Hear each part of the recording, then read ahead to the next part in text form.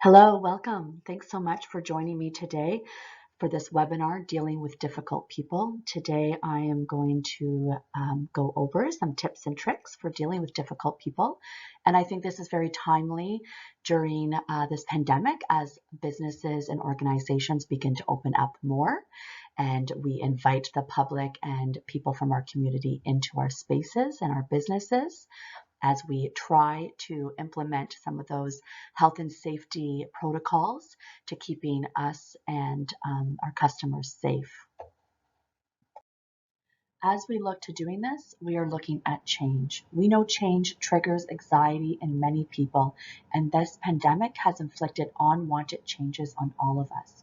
As we move forward to asking people to wear masks, wash their hands, or sanitize their hands, keeping 6 feet apart, or maybe asking your customers to wait in a line outside as you count how many people are going into your business.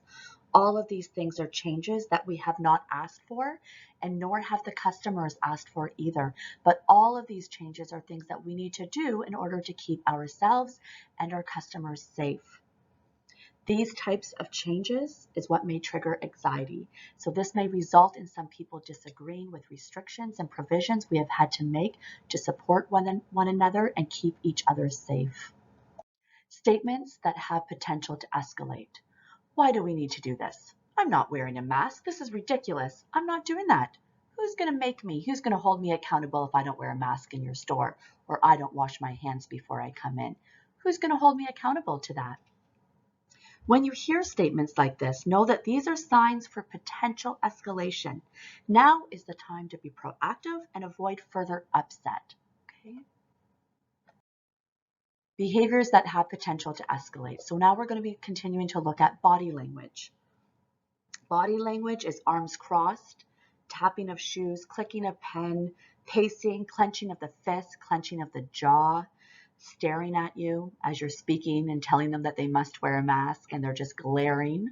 Looking at speech, so tone of voice, the rhythm, and the rate of speech. All of that is part of their escalation. You can see it in their whole body, in their whole physical factors, okay? Which include flushed face, change in breathing. All of those things are telling you that this person has been triggered, that this person is now becoming a potential that may escalate.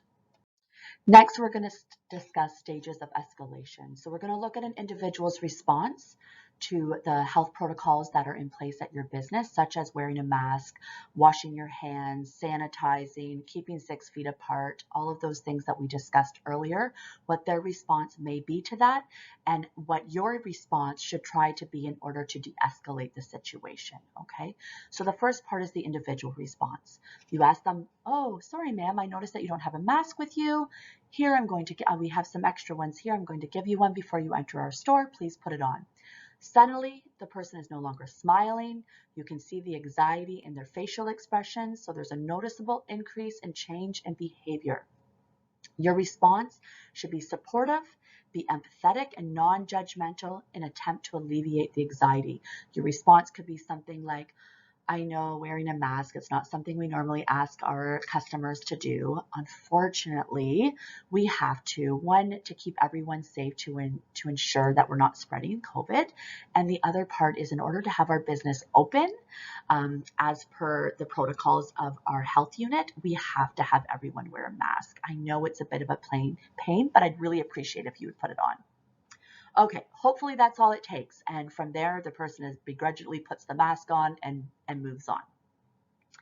However, that may increase an individual's response, or their individual's response may go right to defensiveness. This is the beginning stage of one's loss of rationality. At this stage, an individual might begin challenging the authority. Okay, so they're becoming defensive. At that point, the escalation is beginning to come up a little bit, and this is where your response is going to change a little bit. Still supportive, but directive. An approach in which a staff member takes control of a potentially escalating situation by setting limits, okay? Part of that setting limits, though, is going to be knowing what the limits are for your establishment, for your business, for your company. When someone is refusing to do something, what is the expectation? that your business is telling you that you need to pass on to the customer. Okay, so that's going to be the first thing that you're going to need to know in order to set that limit and give them the directive. At that point, you want to keep it simple, but still supportive. So your voice is still soft, you're still a bit empathetic, but at the same point, you're being very clear with what the expectation is. And now we're going to move into how do you do that? Okay, how do you do that? And how do you keep yourself rationally detached? The first thing is have a plan, which is what I was just talking about in the last slide. You do first need to know what the expectations are when someone refuses to put that mask on, or when someone refuses to wash their hands when they first come in, okay? Or they refuse to sit with you behind a screen. Whatever the health and safety protocols that are put in place in your business, you also need to know what the expectation of your business is to know how to deal with this. Because at this point, you have to assume that there will be people that are not happy about having to do all of these extra things to come in to shop, or maybe to pick up something that's only going to take them 30 seconds to run in to get. So you really need to know what is the plan, and then you need to practice the plan. So have a plan, practice calm, professional responses to what you think you may experience. Okay, so practice if someone is being defensive about wearing a mask. How will you respond to that? Use positive self-talk. Understand that you are not the true target of someone's hostile behavior. And meaning that is that you are not, in that moment, it's not about you. It's really about them and their life and where their reality is. What is triggering them in that moment, okay? You are not in charge of their feelings, their actions, or words. So sometimes you might need to say to yourself, this is not about me, right? So inside, I know this is not about me, because as a human being, we are triggered as well. And sometimes when people are defensive towards us, we become defensive, right? So we really need to keep that in check as a customer service representative, as a support person, as a sales associate, as a front desk person. You need to keep that in check, okay? And know that the true target of someone's hostile behavior is not really you. Have an outlet. After a conflict occurs, take a break and walk away from your station. Exercise, meditate, clear your mind, maybe debrief with a coworker or your manager. For me, that always helps. So therefore, once I can debrief with someone, I'm able to let it go and move on, and it helps me keep rationally detached. It also helps me from bringing things home where you don't want to do, because it keeps you attached to that problem, right? That person's reality, you're now bringing it into your own reality. So it's really important to have that outlet. I love this quote here. Thank you, Miguel. Don't take anything personal. What others say and do is a projection of their own reality. When you are immune to the opinions and actions of others, you won't be the victim of needless suffering, which I think just sums it up perfectly. Depersonalize. So again, we just chatted a little bit about that, right? So being mindful about the nature of confrontational and hostile people can help us depersonalize from the situation and turn from being reactive to proactive. And again, that comes back from just being a human being. And we are reactive. It happens naturally. And so if you have a plan, if you can self-talk and know that this is not about you, you will be able to respond proactively. One effective way to depersonalize is to put yourself in the other person's shoes, even just for a moment. Even if you don't know exactly what the other person's shoes is, you can say to yourself, this must be really triggering for them. This is obviously something that they're really struggling with. I know how I feel when I'm struggling with something, okay? Strategies for handling escalated situations. Number one rule is to stay calm. Take a deep breath. Know it's not about you. Stay calm. Things that you can say. I know you are upset. And so offer something that shows you understand and are empathetic to the feelings. Okay, I'm sorry. I know this is not easy, yet we must ask you to do these things in order to keep our business up and running, in order for you to come in and buy a new pair of shoes, whatever it may be. I understand the new way of having to do this is a lot. Thankfully, we're going to work through this together. Another thing would be, would it be okay if we discuss this? So if you're sitting out or you're out in the front of the line somewhere, you're in the middle of the store, maybe you can suggest an alternate location to move away from the audience and give you both a few seconds to breathe, right? So it gives you just a few seconds of a break to move into another location to discuss.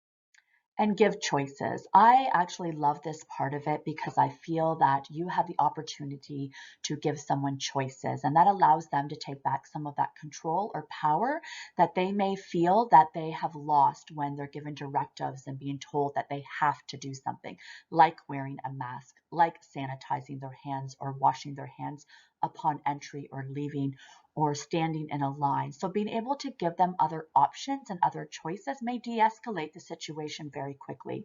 So some of the examples you could use would be saying things like, would you like to discuss this over here, or would you like to discuss this later on today?